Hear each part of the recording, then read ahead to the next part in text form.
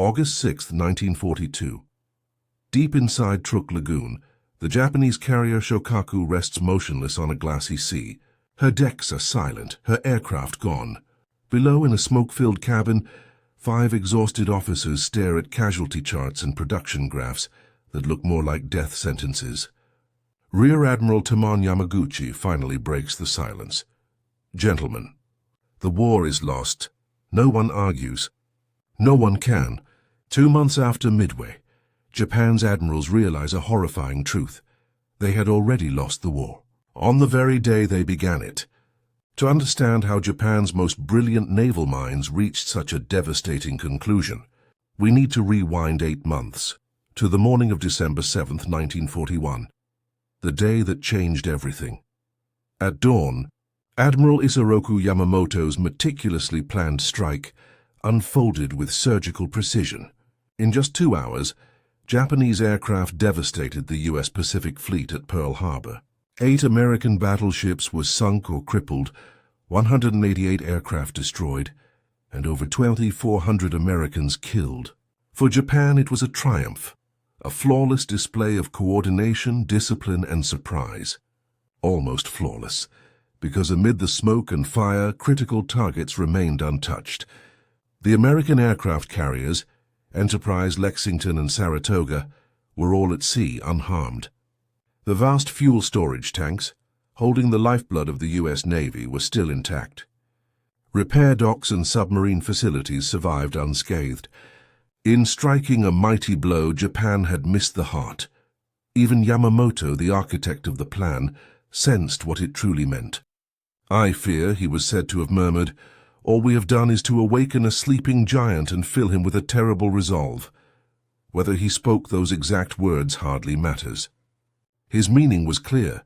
Pearl Harbor had ensured Japan's ultimate destruction. In the months that followed, Japanese intelligence painted a sobering picture.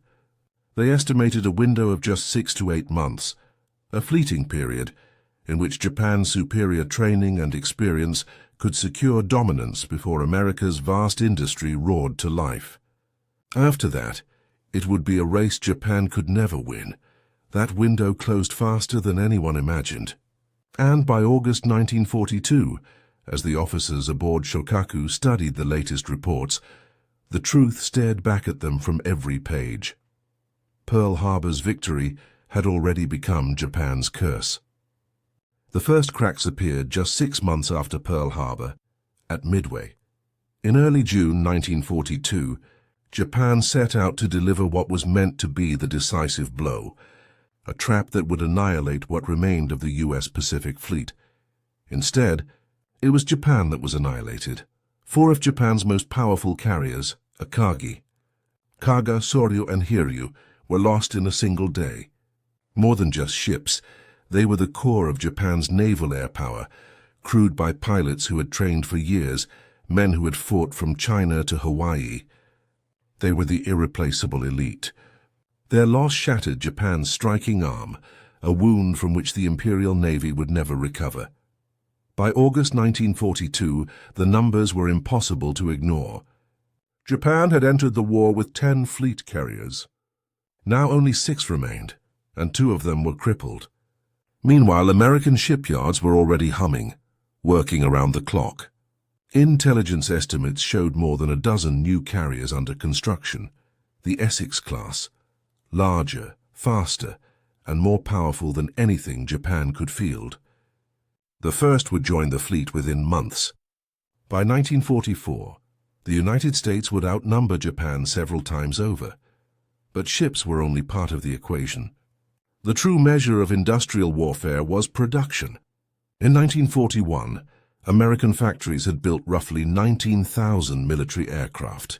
Japan had produced about 5,000, but that gap was widening exponentially.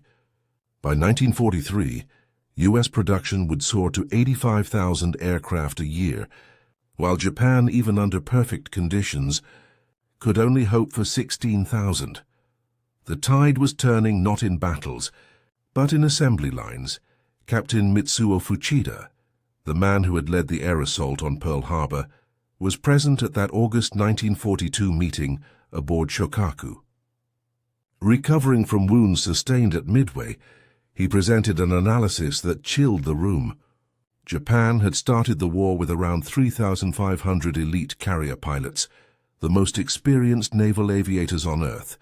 But by mid-1942, 40% were gone, killed in the Coral Sea Midway, or in the grinding battles of the Solomons.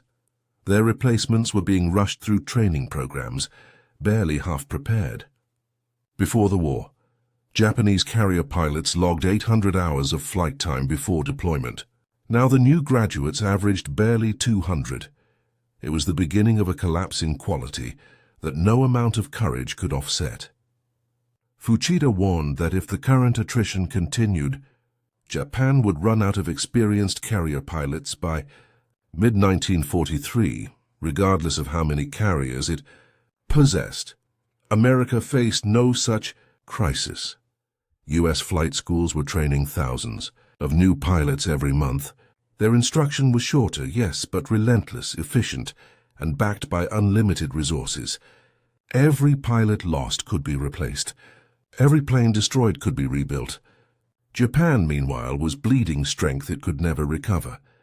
The submarine campaign told a similar story. Japanese submarines, though technically advanced, were being misused, tasked with supporting fleet operations rather than attacking merchant shipping. They achieved little. American submarines, however, were learning fast.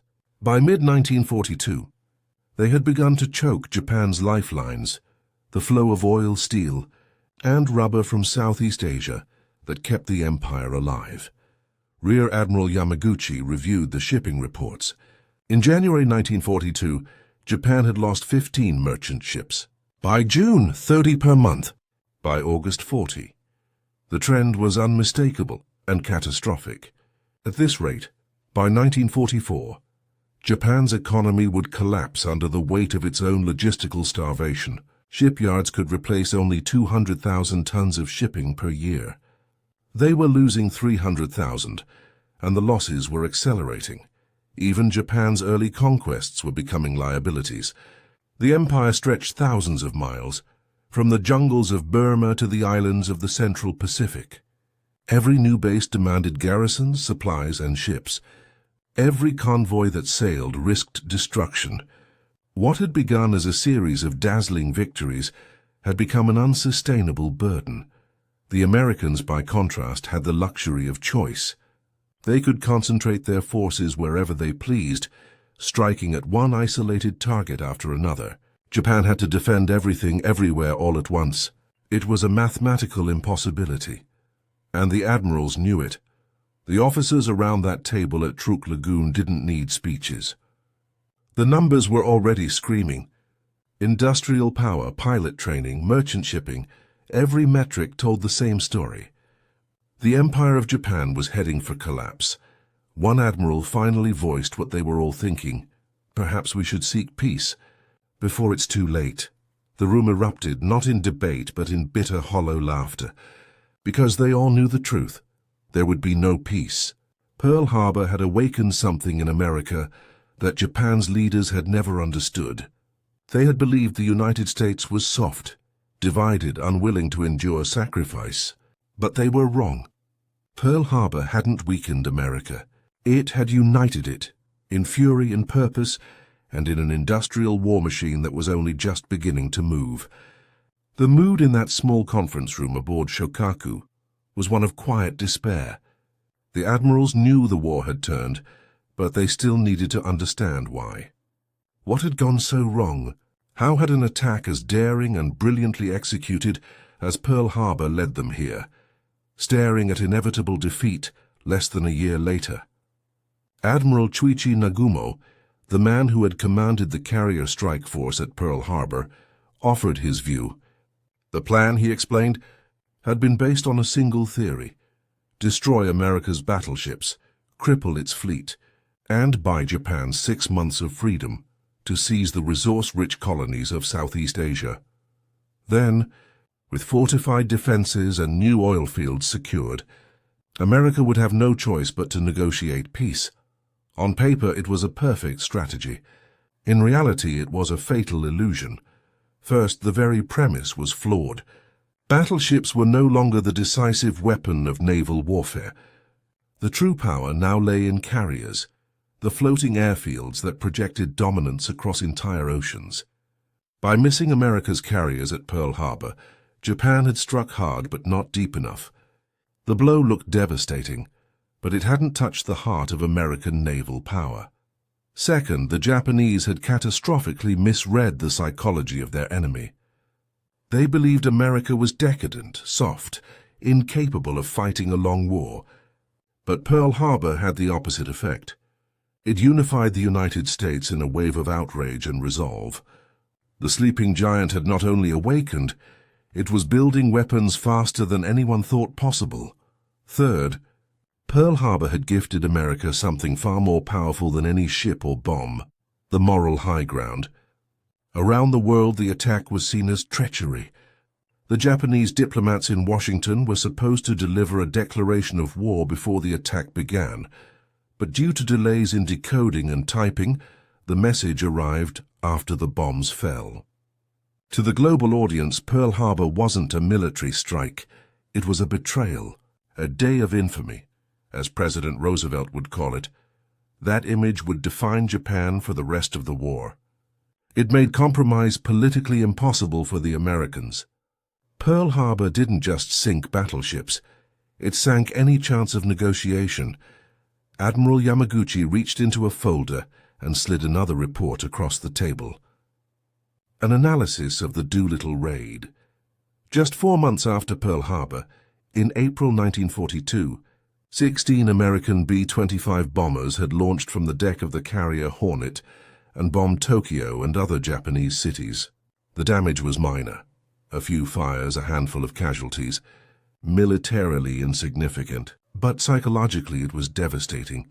For the first time in history, Japan's home islands had been bombed. The illusion of safety, that the empire's heart was untouchable, was shattered overnight. The raid forced Japan to divert planes, ships and troops to defend the homeland, stretching its resources even thinner. But worse, it provoked rage. The humiliation burned so deeply that it drove the Japanese high command to accelerate the operation at Midway, a move that would lead directly to disaster. Nagumo admitted what everyone already knew. The Midway plan had been too complex, too ambitious. Multiple fleets approaching from different directions, far beyond mutual support. The Americans had broken Japan's codes, reading their plans like an open book. By the time the Japanese fleet arrived off Midway, the U.S. Navy was waiting, and ready. The carrier losses at Midway weren't just bad luck. They were the inevitable result of flawed strategy, overconfidence, and intelligence failure. The Americans knew where the Japanese would strike, when they would strike, and how they would strike. Japan, on the other hand, knew nothing of America's intentions. It was like fighting blind against an enemy who could see every move. The reality was horrifying. Japan's codes were compromised. Its communications were being read by the enemy. Every plan, every movement, every strategy might already be known before it was executed. How do you fight a war like that? One officer asked the question that lingered in the room like smoke. What if we hadn't attacked Pearl Harbor at all? The room went silent. It was the question no one dared to ask in public. What if Japan had limited its aggression to the British and Dutch colonies in Southeast Asia, seizing oil and rubber without firing a shot at America? Would the United States have declared war? The answer was uncertain. Roosevelt clearly wanted to oppose Japanese expansion, but American public opinion in 1941 was still deeply isolationist. Without Pearl Harbor, Congress might not have acted immediately. Perhaps Japan could have secured the oil of the Dutch East Indies, fortified its empire, and delayed American intervention for months, maybe even years. Instead, Pearl Harbor had done Roosevelt's work for him. It had united an entire nation behind total war. Another admiral proposed a different what if. What if we had attacked more completely? What if Nagumo had launched a third wave to destroy the fuel tanks, the repair yards, the submarine base? Some officers nodded. It was an old argument. At the time, Nagumo had refused, fearing American counterattacks and believing the mission had already achieved its goal. But in hindsight, that caution looked like a terrible mistake. Destroying Pearl Harbor's repair and fuel facilities might have delayed U.S. naval operations by 6 months or more, time Japan desperately needed. Still, the truth was inescapable. Even if Nagumo had launched a third wave, even if he had crippled Pearl Harbor completely, the outcome of the war would have been the same, because Japan's true enemy was never America's fleet. It was America's economy. Japan's industrial base was 1/10 the size of the United States. Its population was half. Its oil production was practically zero without imports. The empire had no capacity to sustain a long war. Every ton of oil, every pound of steel, every grain of rice had to cross vast oceans, through waters that would soon belong to American submarines. Admiral Yamamoto had known this from the beginning. He had warned against war with the United States, arguing that Japan could run wild for 6 months, maybe a year, but beyond that, it would face inevitable defeat. He was overruled by leaders who believed Americans lacked the stomach for a prolonged fight. That belief, more than any tactical mistake, doomed Japan from the start. In that dark conference room, as the cigarette smoke curled around weary faces, the admirals finally said what none had dared to admit aloud. Pearl Harbor had been the greatest tactical success in Japanese history and the greatest strategic disaster. They had won the battle that guaranteed they would lose the war. You said, the meeting aboard Shikaku ended without orders, without resolution, only understanding. The men who left that smoke-filled room were warriors, not politicians, but they had glimpsed the truth their leaders refused to see. Japan was fighting an unwinnable war. In the months that followed, their grim predictions unfolded with mechanical precision. The Guadalcanal campaign bled the Imperial Navy dry. Ships that had once dominated the Pacific were sunk in desperate night battles, their veteran crews lost forever. By early 1943, Japan's elite carrier pilots, the same men who had once struck Pearl Harbor, were gone. Their replacements were barely trained boys. Brave, yes, but bravery no longer mattered. By 1944, American carriers filled the Pacific horizon. The Essex-class behemoths, once only blueprints on Yamaguchi's desk, now roamed the seas in armadas so vast, Japanese spotters couldn't count them. Each one carried more planes than an entire Japanese air group. Each one was a floating symbol of industrial power Japan could never match. The oil shortages Fuchida had warned about soon became reality. Destroyers stayed tied to docks for lack of fuel. Training flights were cancelled. Entire squadrons sat grounded. The Imperial Navy, once the pride of the empire, could barely leave port. And still, Tokyo demanded victory. Still, the officers planned operations they knew would fail. Still, men sailed to their deaths because no one dared to speak the forbidden word: defeat. By 1945, Japan's cities were ash and rubble. Its fleets rested at the bottom of the ocean. The empire that had once stretched from Burma to the Gilberts was gone, swallowed by the very forces it had unleashed. When the war finally ended, a handful of those admirals survived to see what they had predicted 3 years earlier. They watched the occupation, the trials, the reconstruction. They saw Japan reborn, not through conquest, but through surrender.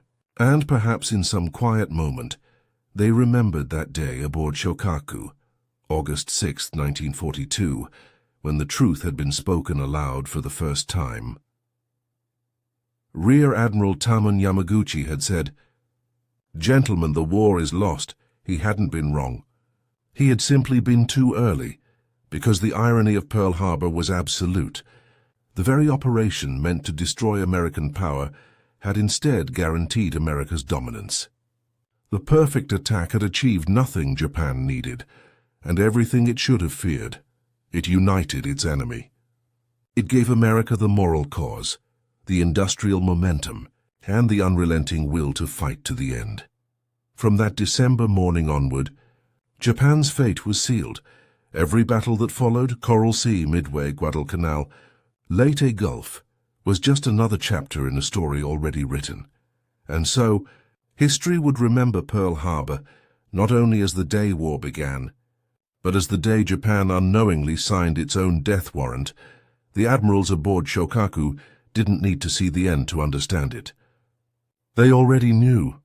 The empire of the rising sun had burned bright, and too bright, and in doing so had lit the fire that would consume it. Thanks for watching, and please subscribe my channel.